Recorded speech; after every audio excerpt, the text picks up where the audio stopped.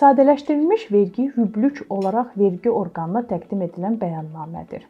İlk 3 rüb adi qaydada təqdim olunsa da, 4-cü rüb sadələşdirilmiş vergi bəyannaməsi vergi orqanına təqdim olunarkən əlavə 1-in doldurulması mütləqdir.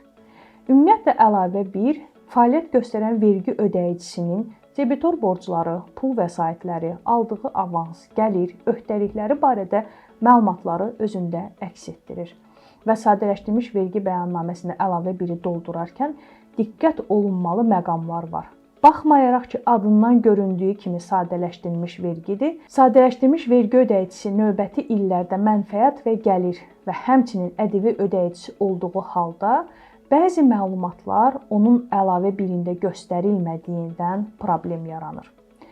Ümumiyyətlə sadələşdirilmiş vergi ödəyiciləri kimdir? Bəzən qarışıq salınan haldır. Demək olar ki, son illərdə aktual mövzulardan biridir. Sadələşdirilmiş vergi dərəcəsi 2% olduğundan vergi ödəyiciləri vergi orqanında qeydiyyata durarkən adətən seçdikləri vergi növü olsa da, əslində sadələşdirilmiş vergi ödəyicisi olmaq üçün şərtlər vardır. 2019-cu ildən vergi məcəlləsinə edilən bu dəyişiklik hal-hazırda da aktual olaraq qalır. Sadələşdirilmiş vergi ödəyicisi olanlar ilk olaraq diqqət etməli bəzi məqamları var ki, ilk olaraq onlara nəzər yetirmənizi istəyirəm. İlk olaraq fəaliyyət növüdür. Ümumiyyətlə vergi ödəyiciləri vergi orqanında qeydiyyatdan keçərkən özləri hansı fəaliyyət üzrə sahibkarlıq fəaliyyəti ilə məşğul olacaqlarsa, fəaliyyət növünün müəyyən edilməsi önəmlidir. Bəzi fəaliyyət növləri var ki, həmin fəaliyyət növləri ilə məşğul olmaq ümumiyyətlə sadələşdirilmiş vergi ödəyicisi olmağa icazə vermir. Burada məsələn, lisenziyalı fəaliyyətləri misal gətirə bilərəm ki, tikinti fəaliyyəti ilə məşğul olan bəzi qism lisenziya tələb edən sahələr var ki, məsələn, onlar sadələşdirilmiş vergi ödəyicisi ola bilməzlər. Həmçinin bundan başqa aksizli mallar istehsal edənlər, xüsusi nişanlı məhsulların istehsalı ilə məşğul olanlar dövriyyədən asılı olmayaraq sadələşdirilmiş vergi ödəyicisi ola bilməzlər. İkinci daha mühüm faktor və daha çox kameral uyğunsuzluğa səbəb olan hal sadələşdirilmiş vergi ödəyicisinin satdığı malı və yaxud da satdığı xidməti kimə verməsidir. 2019-cu ildə edilən ən mühüm dəyişikliklərdən biri bu oldu ki, sadələşdirilmiş vergi ödəyiciləri artıq demək olar ki, əksər vaxt qeyri-vergi ödəyicilərinə mal satıb xidmət təqdim edirlər. Məsələn, bura 200 minə qədər dövriyyəsi olan marketləri, həmçinin xidmət sahəsində əhaliyə xidmət göstərənləri də misal göstərmək olar.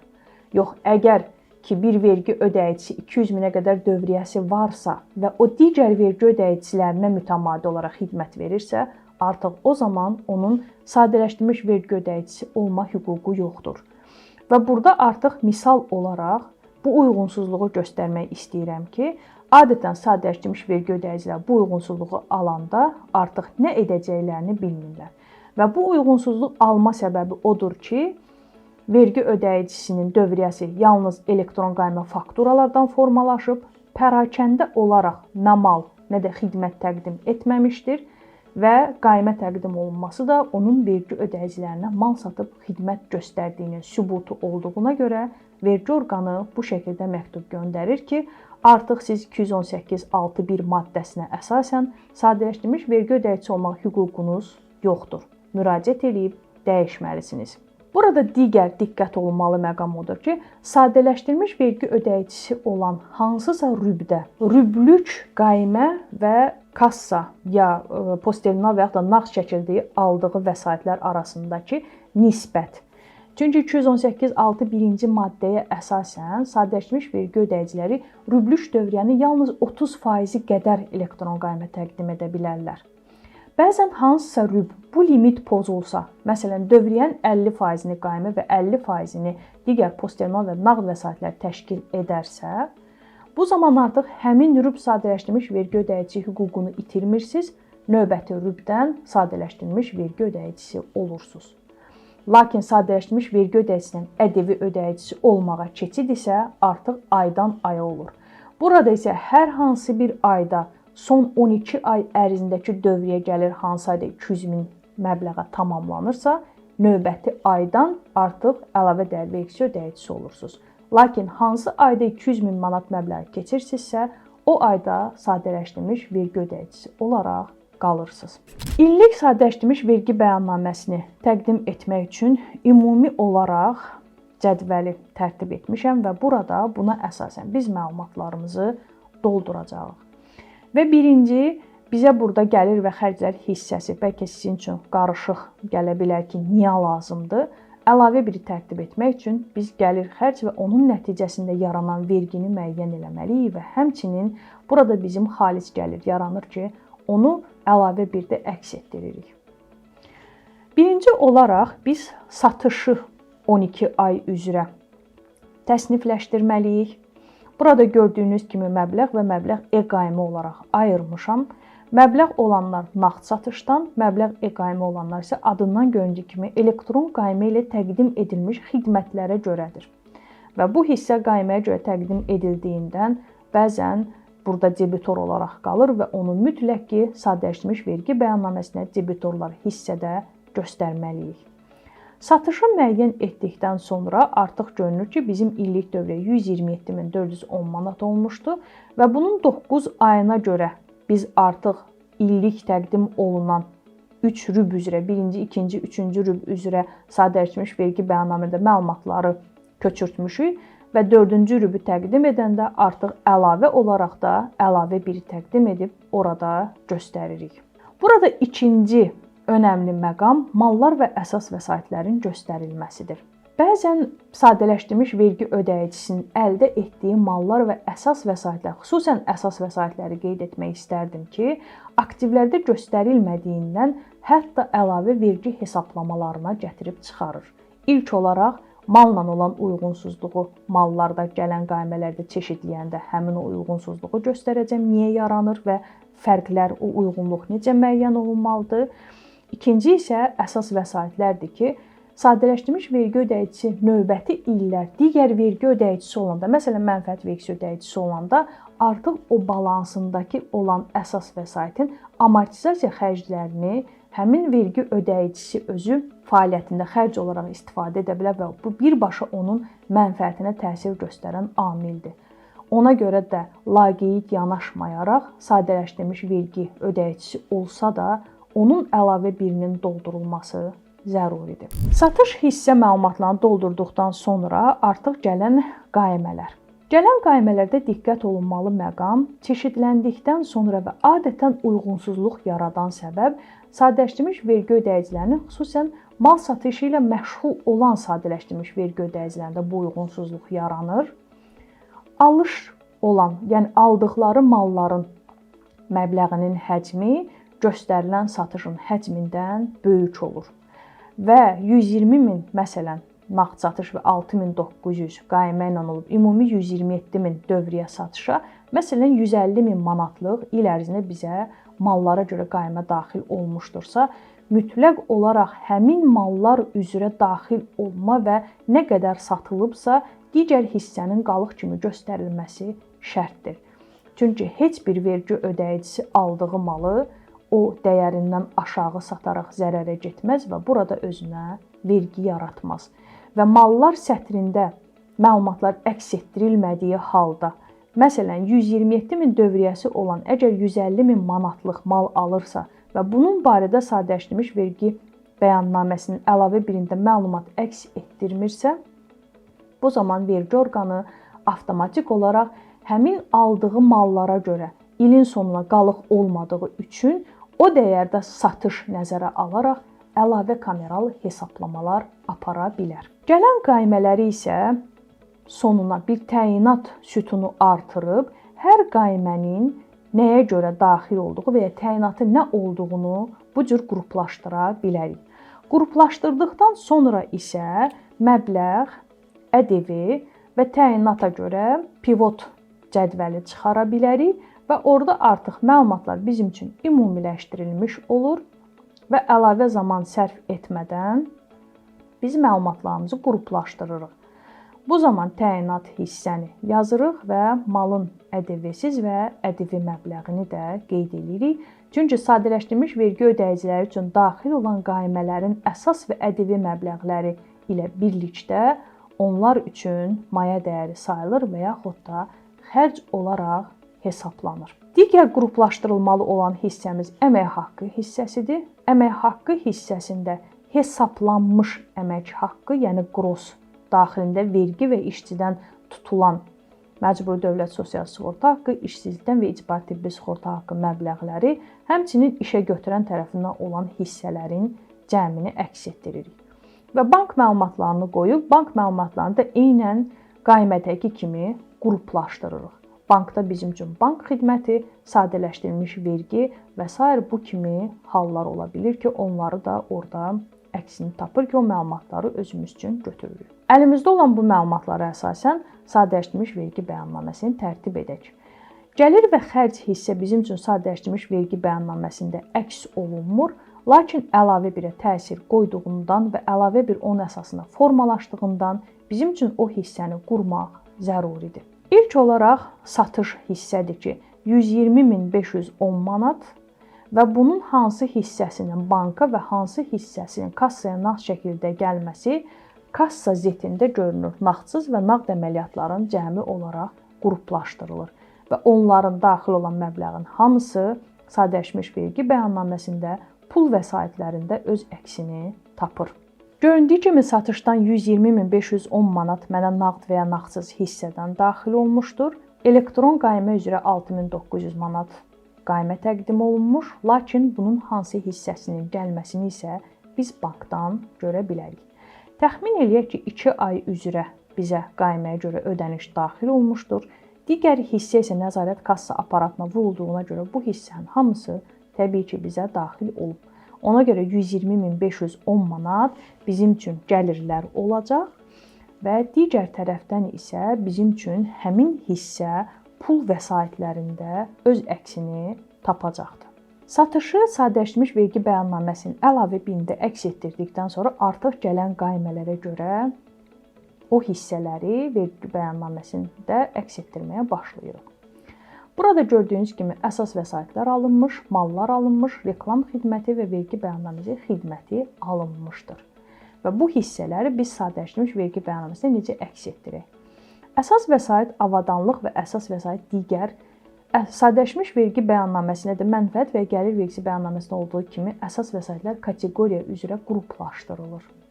Ona görə həmin hissələri biz sadələşdirilmiş vergi bəyannaməsində qruplaşdıraraq əks etdiririk.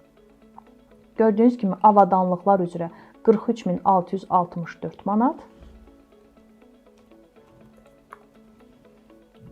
və bundan başqa həmçinin əsas vəsait digər kateqoriyası üzrə də əsas vəsait daxil olmuşdur və gələn qaymələrdə əsas və ƏDV olaraq 18.300 manat daxil olma kimi qeyd edirik. Və bu hissələri biz, yəni əsas vəsaitləri qarşı tərəfdən almışıq, hansı ki biz bunun müqabilində ona borclanmışıq. Ona görə daxil olan hissələri əsas vəsait hissəsinə göstərəndə digər hissəsini də kreditor borclarda əks etdiririk. Ümumiyyətlə mühasibatda və əlavə birin ümumiyyətlə qurulmasında aktiv və kapital öhdəliklərin bir-birinə bərabər olması mühasibatın ikili yazılış anlayışına əsaslanır. Mühasibat üsulunda biz hər bir məbləği iki yerdə qeyd eləməliyik. Məsələn, 43.664 manat və həmçinin digər əsas vəsaitlər üzrə 18.300 manat almışıqsa, onu orada da qeyd etmiş oluruq. Gələn qaymələr üzrə digər hissə bizim üçün mallardır. 107.501 manat və eynən yenə də debitorlarda həmin o hissəni qeyd eləmiş oluruq. Gələn qaymələrdən reklam xidməti və xidmət vergi bəyannamə üzrə burada 3157 manat xərcimiz var. Bunu burada digər xərclərdə yaza bilərik və bu da bizim borcumuzdur. Burada fərqli olaraq yazmağımızın səbəbi mühasibat uçotuna əsaslanır ki, mühasibat uçotunda xərclər və yaxud da xidmətlər aldığımız zaman onları biz xərclər hissəsində göstəririk. Amma nə zaman ki aktiv alırıq, məsələn əsas vəsaitlər və yaxud da mallar alırıqsa, o bizim üçün artıq balans olaraq olur. Çünki biz aldığımız malın hamısını satmaya bilərik və yaxud da aldığımız əsas vəsaiti mütləq ki, uzun müddət istifadə edir. Çünki əsas vəsait adından göründüyü kimi müəssisəyə uzun müddət xidmət edir və onun müqabilində müəssisə gəlir əldə edir. Və onun bir ildə istifadə olunması mümkün olmur və o uzun müddət müəssisəyə xidmət etdiyinə görə əsas vəsait hissəsində yazılır və onun ancaq amortizasiya hissəsi bizim üçün xərc olaraq xərcdə öz əksini tapır. Gələn qaymələri bitirdikdən sonra göründüyü kimi burada bizim il üzrə 172.662 manat 59 qəpik qarşı tərəfə borcumuz olub. Digər hissə artıq əmək haqqının göstərilməsidir. Bu hissənin sadələşdirilmiş vergi bəyannaməsində göstərilməsi bizim üçün bəzən əhəmiyyətsiz kimi görünə bilər. Lakin vahid bəyannamənin əmək haqqı üzrə olan borcları və yaxud da sosial müdafiə fondu üzrə olan borclarının göstərilməsi və bəzən vahid bəyannaməyə ödənişlərlə bağlı gələn uyğunsuzluqların sübut olunmasında rolu böyükdür. Və həm də biz əlavə birə baxanda vergi ödəyicisinin vəziyyətini başa düşməliyik və bu məlumatlar bizim üçün dolğun olmalıdır. Və yenə qeyd etdiyim kimi sadələşdirilmiş vergi ödəyicisi növbəti illərdə digər vergi ödəyicisine keçəndə artıq onun ilkin qalıq məlumatları bu ilin sonuna olan məlumatlar olur ki, bu da həmin o balansın qurulmasında əhəmiyyətlidir. Əmək haqqı ümumi hesablanan əmək haqqı və işə götürən tərəfindən hesablanan hissələr müəssisə üçün xərcdir. Ona görə 24.848.22 bizim üçün əmək haqqı xərci olur və ondan başqa işə götürənin 4.838.44 DSMF-lər olur. Bunlar hər ikisi bizim üçün digər öhdəliklərin altında öz əksini tapır. Əlavə bir də digər öhdəlik sətri olsa da, əmək haqqı və sosial haqlar hissəsi yoxdur. Lakin bu hissələri əlavə olaraq, yəni digər öhdəliklərin qalıqların nədən ibarət olmasını bilmək üçün ayrı sətirlərdə göstərib, sonra cəm olaraq digər öhdəliklər sətrində göstərib köçürə bilərsiniz. Əmək haqqından tutulmalar isə 2616 manat 3 qəpik. Bu artıq əmək haqqından tutulma olduğu üçün hesablanan əmək haqqından tutulur və bunlar bizim üçün sosial haqları yaradır. Bunu isə bu hissədə əks etdiririk. Əmək haqqını əks etdirdikdən sonra bank hissəyə keçirik. Bankda gələn qaymələr kimi qruplaşdırılır və ondan sonra pivot cədvəl əsasında ümumiyyətlə oradan nəyə nə ödəmişik və necə xərclərimiz formalaşır, o barədə bizim məlumatlarımız olur. Biz bir də burada gəlir hissədə 6900-ü göstərmədik, bir də onu da qeyd eləyək. 6900 manat bizim qaymə ilə olan gəlirimiz olmuşdur ki, onu da gəlir hissədə göstəririk. Lakin burada onun bir hissəsi, burada debitorda 6900-ü yazırıq, çünki qaymə üzrə bizim təqdim etdiyimizdir. Və onun burada 4600 manat hissəsi gəlib 2300 manat hissəsi borc olaraq qalmışdır. Ona görə 4600 manatı daxil olmuş kimi yazırıq. Bu bizə təbii ki, bankımıza pul şəklində daxil olub və ilin sonuna 2300 manatı borc olaraq göstəririk. Yox, birdən debitor borc hissəni yazmasaq, o zaman bunun barədə də uyğunsuzluq alırıq və 6900 sayı debitorlar sətrində əks etdirməsək, vergi orqanından uyğunsuzluq alacağıq ki, burada niyə debitor borclar əks etdirilmir və bu uyğunsuzluğa etinasız yanaşsa, vergi orqanı artıq sizin ödənilməyən 2300 manat hissəni də ödənilmiş kimi hesab edib, sizə əlavə olaraq 2% vergi hesablayacaqdır. Ona görə əlavə bir də həmin məlumatların əks etdirilməsi mütləqdir. Burada bu hissələri işlədikdən sonra, məsələn, malların nə qədər hissəsi satılıb, yəni 127.000 ki, satış olub, ola bilər orada elə bu malların hamısı satılsın və yaxud da ola bilər ki, hansısa məsələn 95.000 manatlıq hissəsi satılsın, bizim üçün qalıq qalıb və o 95.000 manat bizim üçün xərc olaraq burada olur. Ondan sonra artıq mallar hissəsinə baxırıq. Məsələn, 107.000 malın tutaq ki, 80.000 manat hissəsi, yəni aldığımız qiymətlə 80 min olan hissəsi satılıb və ilin sonuna 27 min qalıb və o 80 min bizim üçün burada xərc olaraq artıq olur və digər 27 min hissəni isə biz qalıqda əks etdiririk. Bundan başqa bankda əmək haqqlarının ödəmişi isə, məsələn, ilin sonuna əmək haqqı üzrə borcumuz yoxdursa və yaxud da ilin sonu ola bilər son ay üzrə borc qalıbsa, bankdan hansı məlumatları götürürüksə və onu artıq əlavə birdə işləyirik. Tutaq ki, əmək haqqı üzrə 2232 manat borc qalıb və biz 20 mini ödəmişik. Bu zaman 20 mini yazıb və pul vəsaitlərindən həmin 20 min hissəni də silirik. Digər tərəfdən biz aldığımız kreditorların da pullarından 95 min manat hissəni təxmin edib ödəmişik və onu da pul vəsaitlərindən azaldırıq və burada bizim də ilin sonuna olan pul vəsaitlərimiz bankda olan və kassada olan pul qalıqlarının cəmi ilə uyğunluq təşkil eləməlidir. Və əlavə olaraq biz vergi öhdəri və yaxud da ki, sosial öhdəlikləri ödəmişik və sosial öhdəlikdə 6900 manat ödəmişik, 554 manat borc olaraq qalıb. Burada borc 31 dekabr tarixinə olan borcdur. Bəzən sadələşdirilmiş vergi bəyannaməsi və yaxud da digər bəyannamələrin əlavə birini tərtib edərkən burada borc göstərildiyi zaman vergi ödəyicisi elə zənn edir ki, bu borc hazırda olan borcdur. Xeyr, çünki bu 2025-ci il üçün tutaq ki, təqdim olunan bəyannamədirsə, burada göstərilən son qalıqlar 31 dekabr 2025-ci il tarixinə olan qalıqlardır ki, öz əksini tapır.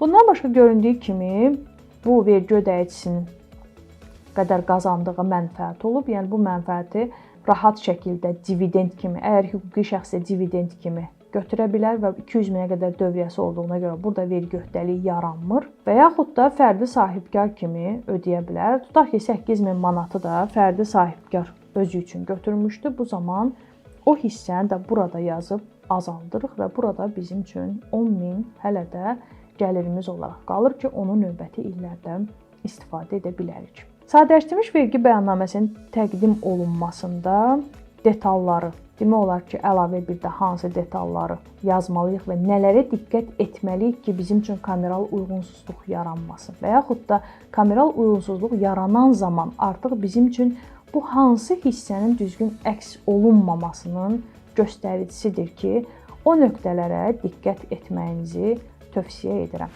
Sadələşdirilmiş vergi bəyannaməsi tərtib edərkən qeyd edilənlərdən başqa hansısa sualınız yaranarsa, rəylərdə yazmağınızı xahiş edirəm.